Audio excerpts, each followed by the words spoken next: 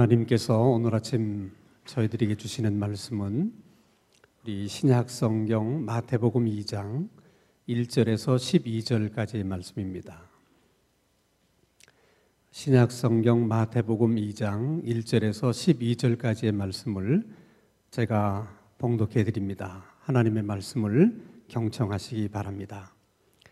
헤롯 왕 때에 예수께서 유대 베들레헴에서 나심에 동방으로부터 박사들이 예루살렘에 이르러 말하되 유대인의 왕으로 나시니가 어디 계시냐?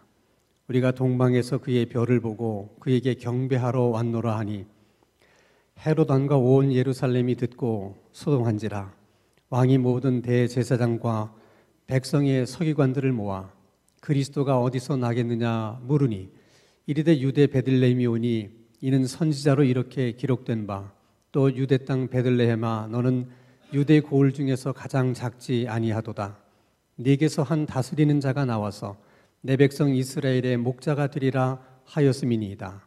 이에 헤롯이 가만히 박사들을 불러 별이 나타난 때를 자세히 묻고 베들레헴으로 보내며 이르되 가서 아기에 대하여 자세히 알아보고 찾거든 내게 고하여 나도 가서 그에게 경배하게 하라.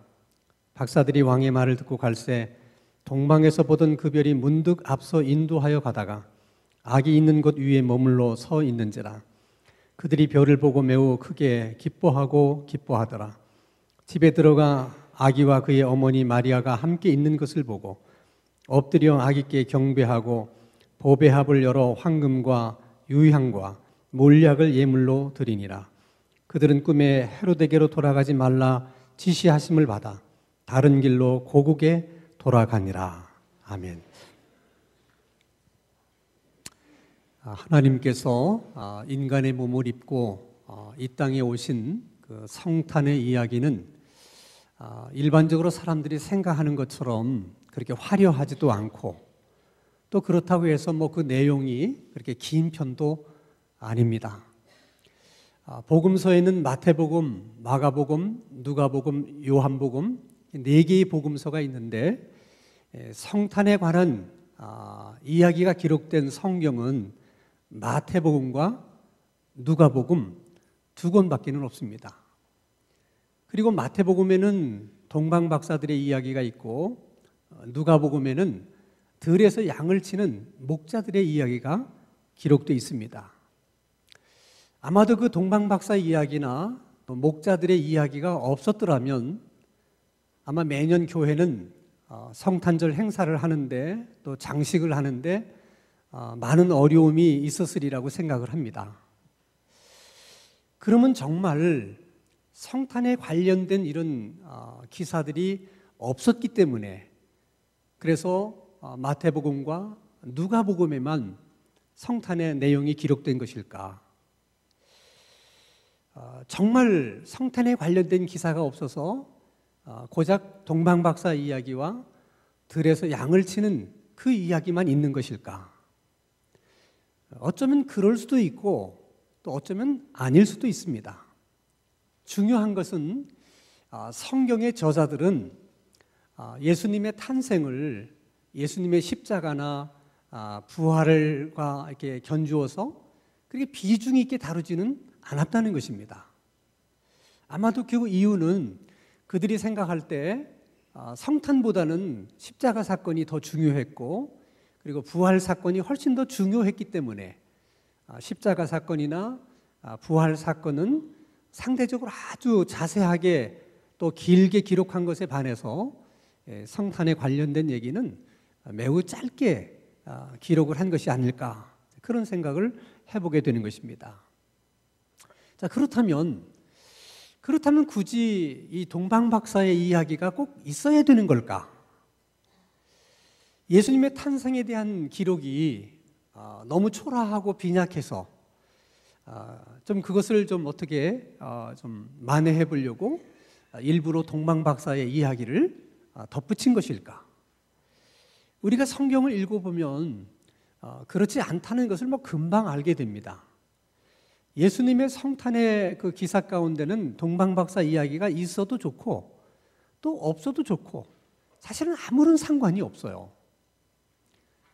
그럼에도 불구하고 그러면 왜 동방박사들의 이야기를 기록한 것일까?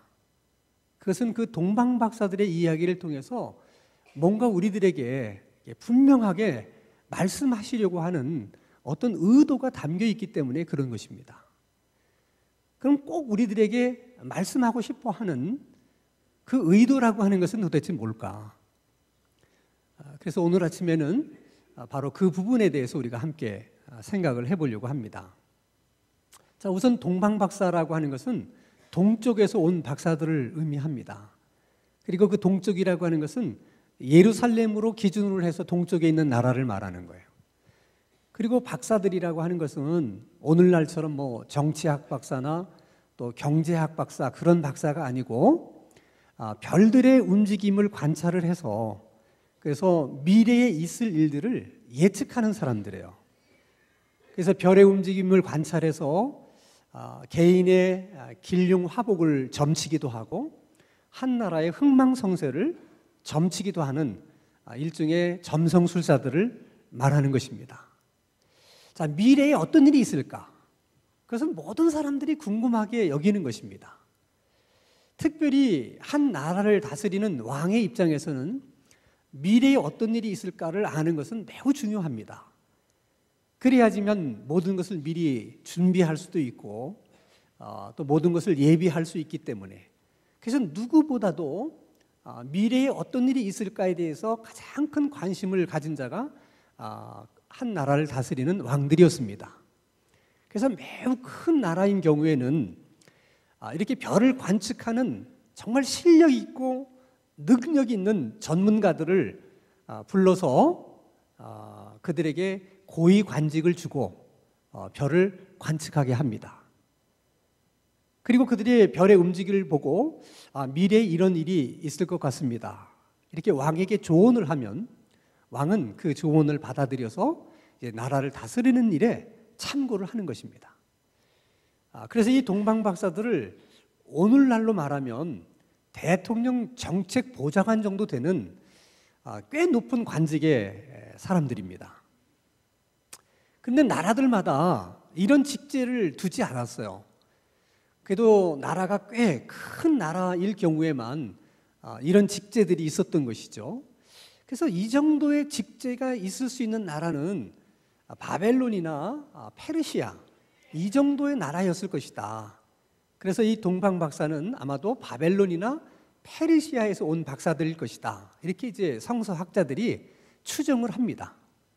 자, 어쨌든 그들은 별을 관측하다가 지금까지 한 번도 보지 못했던 새로운 별이 하늘에 뜬 것을 보게 됩니다.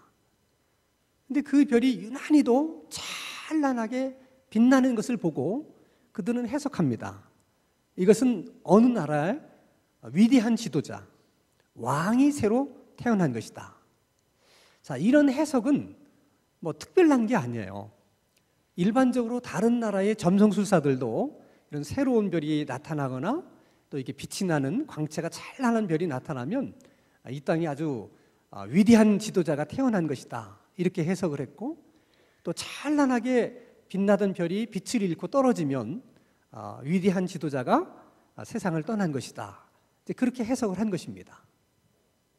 자, 중요한 것은 그들은 그 찬란하게 빛나는 새로운 별이 등장했다는 것을 보고 이건 위대한 왕이 이 땅에 태어난 것이다.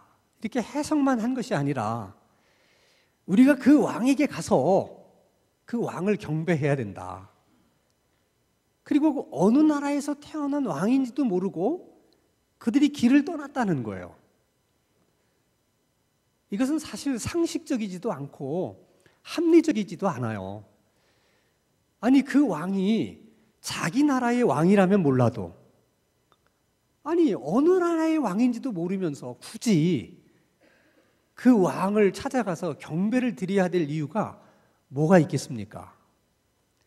물론 이분들이 별을 연구하는 전문가들이었기 때문에 이렇게 찬란한 새로운 빛을 발하는 별을 보고도 또 새로운 지도자가 태어났다는 것을 우리가 알고서도 찾아가서 경배하지 않고 모르는 척하는 것은 우리 직업상 이것은 예의가 아니다. 그래서 사명감을 가지고 찾아갈 수도 있고요. 또 다른 면으로 생각해 보면 하나님께서 그렇게 하신 것 같아요. 그러니까 찬란한 새로운 별을 발견하게 하신 분도 하나님이시고, 그 별을 보는 순간 위대한 지도자가 태어났구나, 이런 생각을 하게 하신 분도 하나님이시고, 그러니 우리가 어느 나라에서 태어난 왕인지는 모르지만 찾아가서 경배를 해야 되겠다, 그런 마음을 주신 것도 하나님이시지 않겠는가. 우리가 그렇게 생각하는 이유가 있어요. 자, 마태복음 2장 9절입니다. 박사들이 왕의 말을 듣고 갈새 동방에서 보던 그 별이 문득 앞서 인도하여 가다가 아기 있는 곳 위에 머물러 서 있는지라. 자, 동방에서 보았던 그 별이 이 동방 박사들을 인도했다는 거죠. 그 말은 처음부터 하나님께서 그럴 마음을 가지고 그 일을 시작하셨다는 거예요. 그런데 여러분, 그들이 보았던 그 별이 동방 박사들을 인도했다고 하는 것은 그냥 일반적인 자연 현상이 아니에요. 어떻게 높이 떠 있는 별이 어떤 방향을 가리킬 수가 있겠습니까? 그래서 이것은 하나님께서 만드신 이 세상 속에 하나님이 직접 개입을 하셔서 어떤 초자연적인 방법으로 그렇게 일하신 것이라고 우리가 생각을 할 수 있습니다. 예를 들면 높이 떠 있던 별을 이렇게 지상으로 더 이렇게 낮게 뜨게 하셔서 그 별이 인도를 했든지, 아니면 별은 높은 곳에 그대로 있었지만 동방 박사들의 눈에는 그 별이 굉장히 이 지상에 가까운 별처럼 그렇게 보이게 하셔서 하나님이 인도하실 수도 있습니다. 또 한 가지 우리가 이 동방 박사와 관련된 이야기 중에 아주 흥미로운 이야기가 있는데, 그것은 마태복음 2장 10절입니다. 한번 읽어볼까요? 그들이 별을 보고 매우 크게 기뻐하더라. 이 말씀은 그들을 별이 인도를 해서 예루살렘까지 왔는데 갑자기 별이 사라져버린 거예요. 그러다가 또다시 별이 나타났을 때 그들이 기뻐했다, 그런 뜻이죠. 그러면 왜 그들을 인도하던 별이 예루살렘에 왔을 때 사라져 버렸을까? 그것은 하나님이 의도적으로 그렇게 하신 것 같아요. 자, 동방 박사들이 별을 보고 오다가 예루살렘에 도착했는데 별이 사라져 버렸어요. 그럼 동방 박사들이 어떻게 생각을 했겠습니까?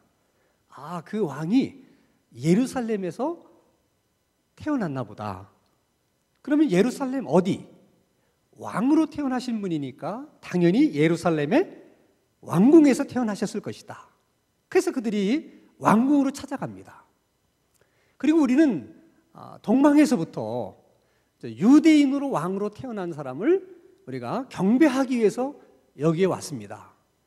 새로 태어난 유대인의 왕이 어디 계십니까? 라고 묻습니다. 이게 중요한 거예요. 그러니까 동방 박사들이 왕궁을 찾아가서 쉽게 얘기해서 예수님이 탄생하셨습니다 라는 사실을 얘기했다는 거죠. 그들이 왕궁에 가서 그렇게 이야기를 했다는 것은 온 국민들에게 알린 것과도 같은 거예요. 그래서 성경은 그 장면을 이렇게 설명을 해요. 마태복음 2장 10절입니다.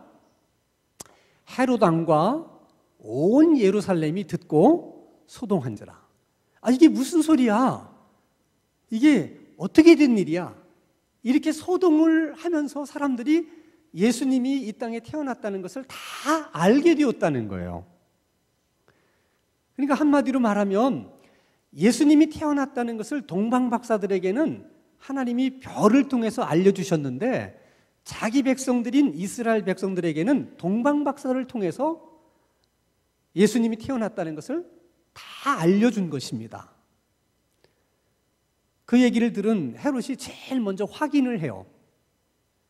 그 확인하는 장면이 마태복음 2장 8절입니다.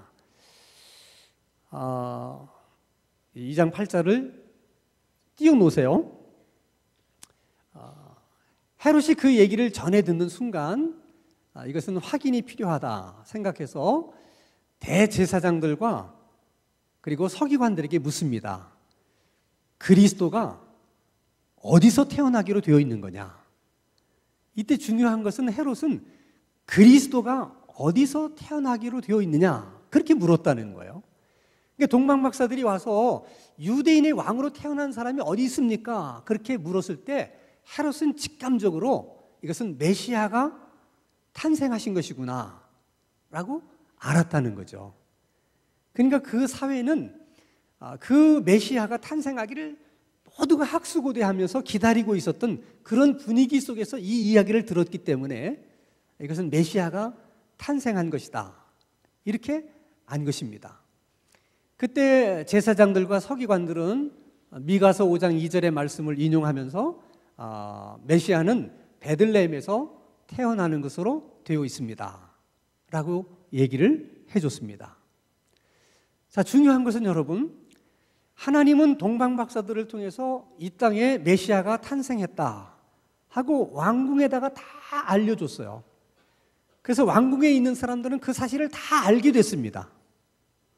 근데 놀라운 것은 그 중에 단 한 사람도 그게 사실일까 하고 확인해 보기 위해서 동방박사들과 함께 간 사람은 아무도 없었다는 거예요.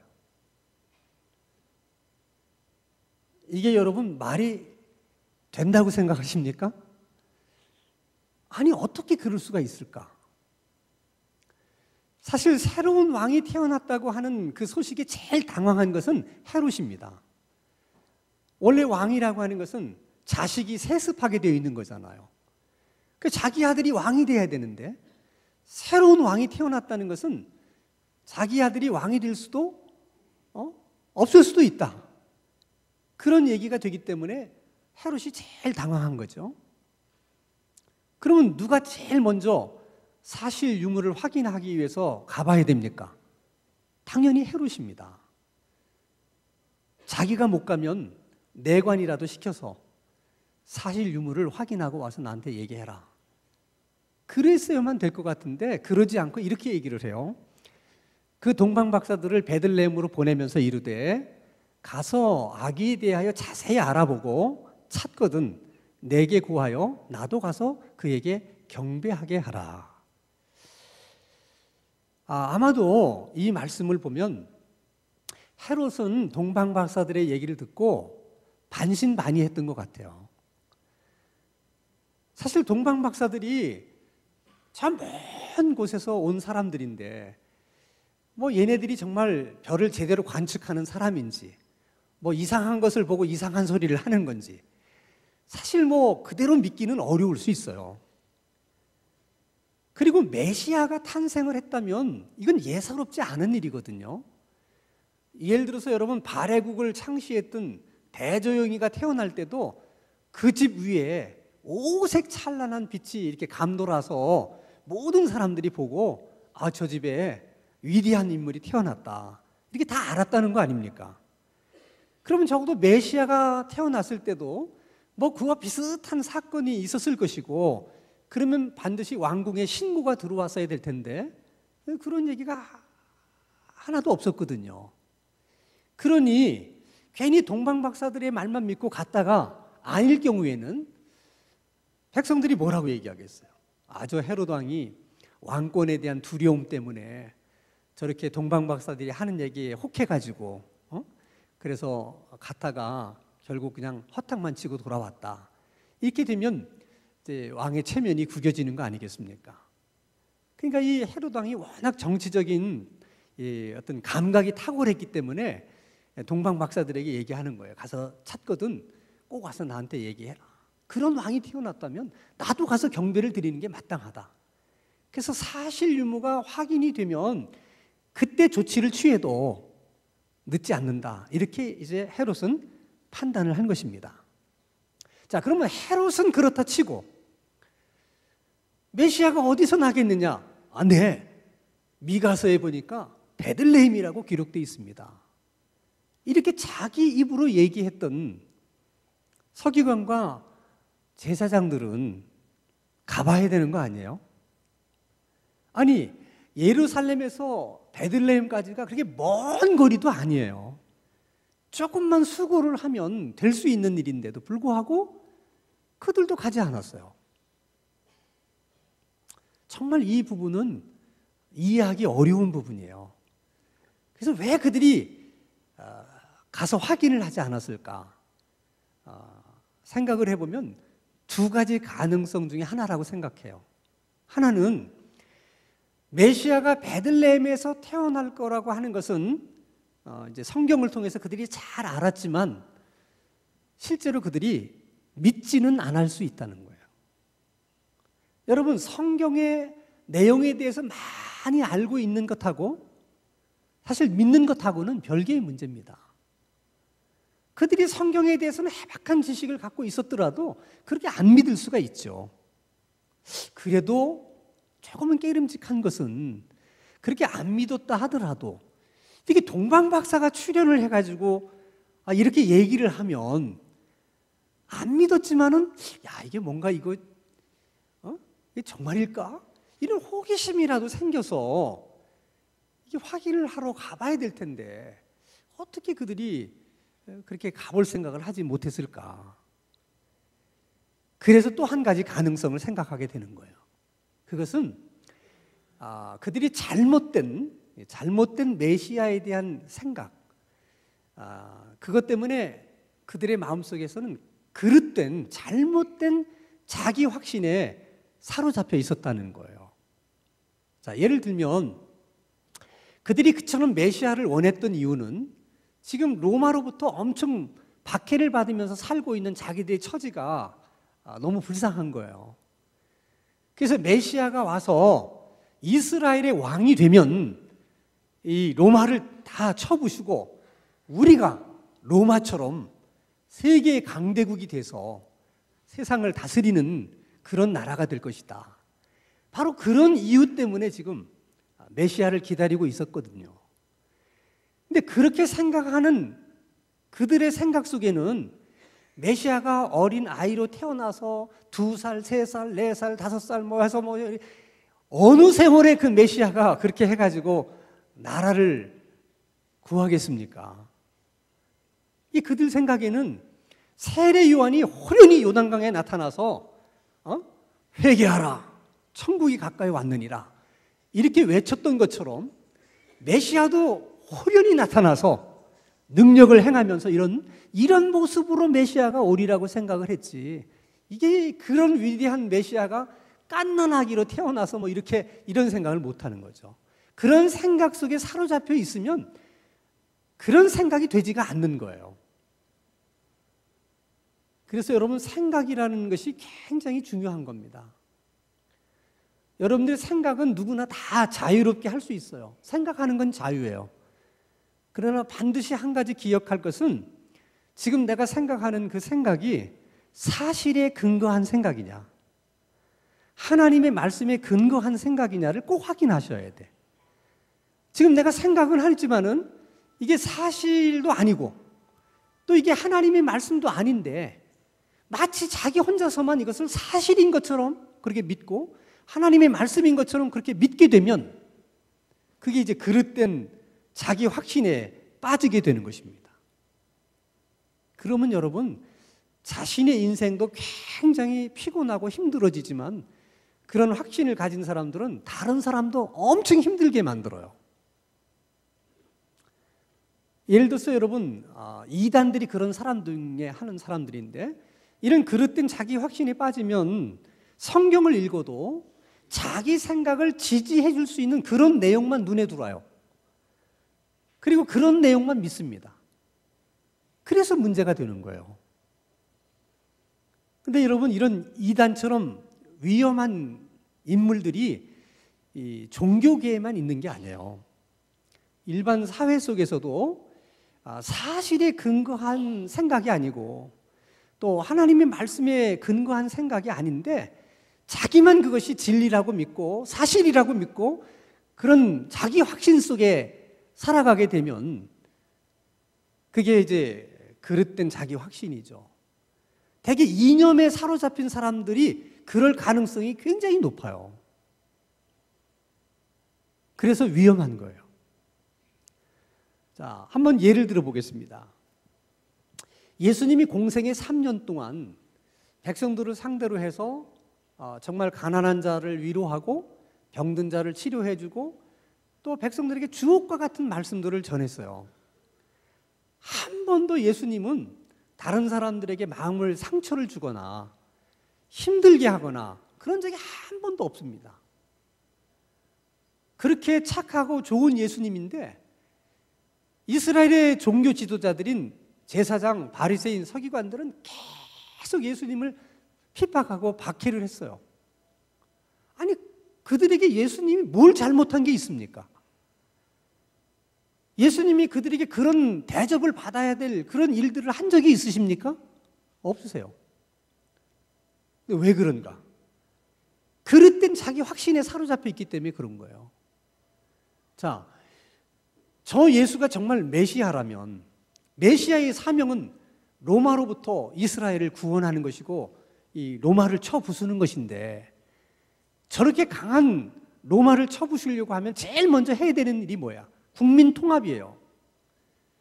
지도자와 백성들이 마음이 하나가 되어야만 그런 일을 해낼 수 있는 거 아닙니까?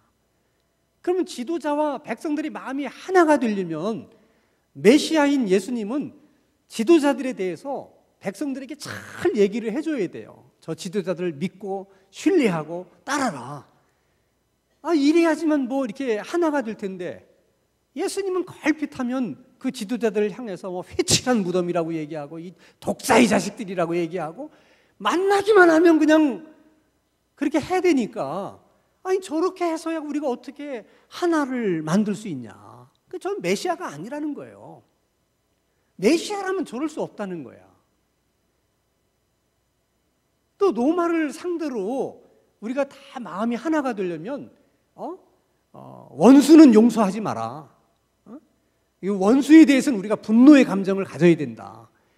뭐 이렇게 백성들을 자극을 해서 적개심을 불러일으켜서 이렇게 뭔가 결속을 다져야 되는데 예수님은 뭐 원수를 사랑해라. 뭐 오른뺨을 치면 왼뺨을 대라. 뭐 용서는 뭐 70번씩 7번이라도 해줘도 좋다. 아니 이렇게 해서 어느 세월에 국민들이 마음이 하나가 돼서 로마를 물리칠 수 있겠습니까? 그러니까 그런 그릇된 사고에 잡혀있던 그들의 생각으로 보면 100번을 생각해봐도 예수님은 메시아가 아니에요. 그래서 무서운 거예요. 근데 그들만 그런 게 아니에요. 자, 예수님이 이 땅에 탄생하셨을 때 어디서 나셨어요? 마구간에서. 왜 마구간에서 나셨어요? 표면적인 이유는 해산할 만한 방이 없어서 그렇다고 성경은 얘기했지만은 한마디로 해산할 그 마리아를 영접할 마음이 있었던 사람이 그 동네에 아무도 없었다는 거예요. 이게 하나님의 아픔이에요. 하나님은 지금 이스라엘을 구원하고 세상을 구원하기 위해서 인간의 몸을 입고 이 세상에 오셨는데 정작 하나님이 구원하시려고 하던 그 백성들은 그 하나님을 거절했다는 거예요. 그 아픔만 있는 게 아니에요. 예수님이 유대인의 왕으로 오셨다면 누가 가장 먼저 예수님을 찾아와서 예배하고 경배를 해야 됩니까? 당연히 유대인이에요. 근데 왜 동방 박사가 와서 그 예수님께 예배를 하는 것입니까? 이게 여러분 하나님의 아픔이에요. 그 하나님의 아픔을 요한복음 1장 11절에서는 이렇게 표현을 합니다. 자, 자기 땅에 오매 자기 백성이 영접하지 아니하였으나, 이게 중요한 거예요.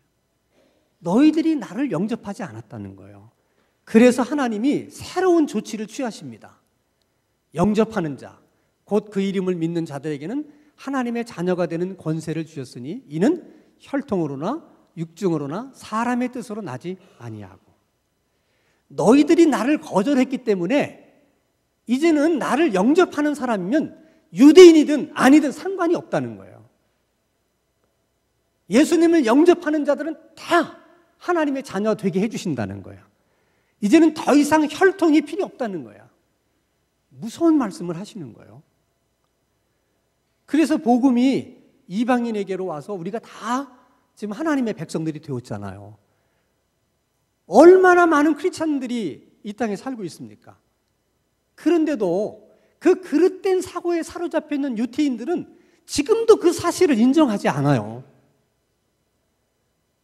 그게 그릇된 이 자기 확신에 붙들려 산다는 것이 얼마나 불행한 일인가를 아셔야 돼요. 하나님의 마음은 언제나 동일하세요. 지금도 하나님은 예배를 받고 싶어 하시는데 특별히 자기의 아들인 예수 그리스도의 피값으로 산 구원받은 그 하나님의 백성들을 통해서 하나님은 예배를 받고 싶은 거예요. 동방박사가 아니에요. 바로 우리들을 통해서 예배를 받고 싶으신 거예요. 그래서 하나님이 예배만큼 중요하게 생각하는 것도 별로 없으세요. 그걸 아셔야 돼요, 여러분. 사람들 말에 인사만 잘해도 먹고는 산다는 얘기가 있어요. 예수 믿는 사람들은 예배만 잘 드려도 먹고는 살아요. 그런 믿음이 있으셔야 돼요. 그만큼 하나님이 예배를 중요하게 생각하는 거예요. 유태인들은 다른 것은 몰라도 율법을 지키는 일에 있어서는 특출한 열심이 있었어요. 특별히 안식일을 지키는 일에 있어서는 정말 철저했습니다. 안식일 날 적군이 쳐들어와요. 그럼 싸워야 되잖아요. 싸우는 것은 일이에요. 안식일에는 일을 해서는 안 돼요. 그래서 적군이 활을 쏘면 그냥 그 화살을 맞고 죽고, 창으로 찔르면 그냥 창에 찔려서 죽었어요. 그렇게까지 하면서 안식일을 지킨 거예요. 그래서 후대 역사가들이 이렇게 얘기했습니다. 이스라엘 백성들이 2000년 동안 나라 없이 떠돌면서 살았지만 그 이스라엘이 아직까지 지구상에 존재할 수 있고 새로운 나라를 만들 수 있었던 이유가 뭐냐? 그들이 안식일을 지킨 것이 아니라 안식일이 그들을 지켜줬다. 그렇게 얘기를 하는 거예요. 우리들이 유태인들이 안식일을 지키는 것 같은 열심으로 주일을 지키고 우리 하나님을 예배하면 아마 후대 역사가들도 똑같은 얘기를 할 거예요. 우리가 지켰던 주일과 우리가 지켰던 예배가 우리를 다 지켜주고 우리 가정을 지켜주고 우리 교회를 지켜주고 이 나라를 지켜줬다고. 특별히 동방박사 이야기 속에서 우리가 예배에 관련돼서 꼭 하나 배울 게 있어요.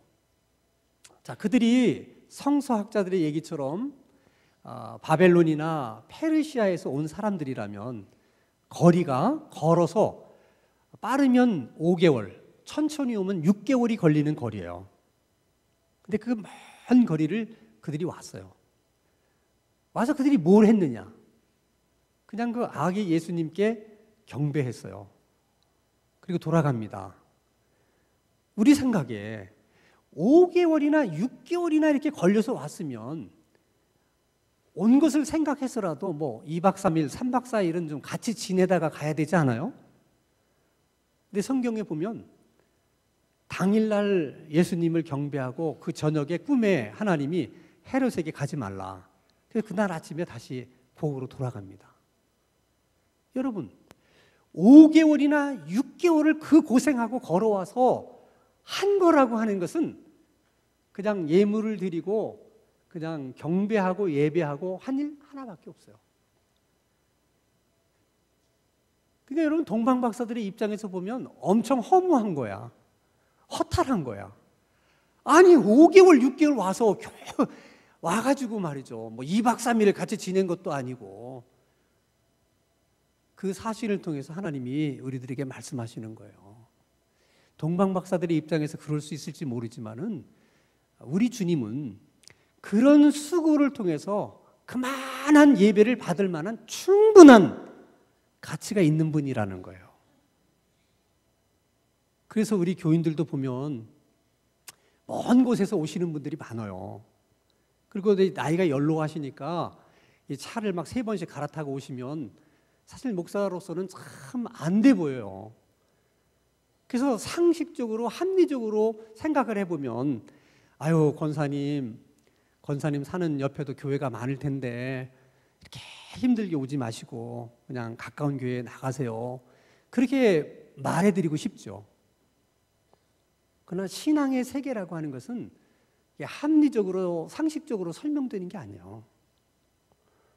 그분이 먼 길이지만은 우리 교회를 올 때 동방박사들의 심정으로 와서 주님, 하나님, 내가 먼 곳에서 와서 많은 고생도 하고 수고했지만 그럼에도 불구하고 하나님은 저의 예배를 받으시기에 충분하십니다.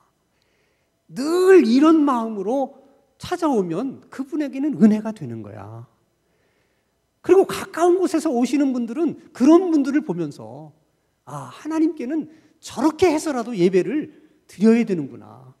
하나님은 저런 예배를 받으시는 분이구나 하는 것을 우리가 생각해 봐야 돼요. 동방박사들은 별 한 번 보여준 것 때문에 5, 6개월 걸어와서 황금과 유향과 몰약을 드려서 예배했어요. 그런 거에 비하면 우리는 그저 별 한 번 본 게 아니에요. 우리는 하나님의 말씀을 통해서 얼마나 많은 계시를 받았습니까? 별 한 번 인도받은 게 아니라 우리는 지금 수십 년 살아오면서 성령의 인도를 받아서 지금까지 살아왔잖아요.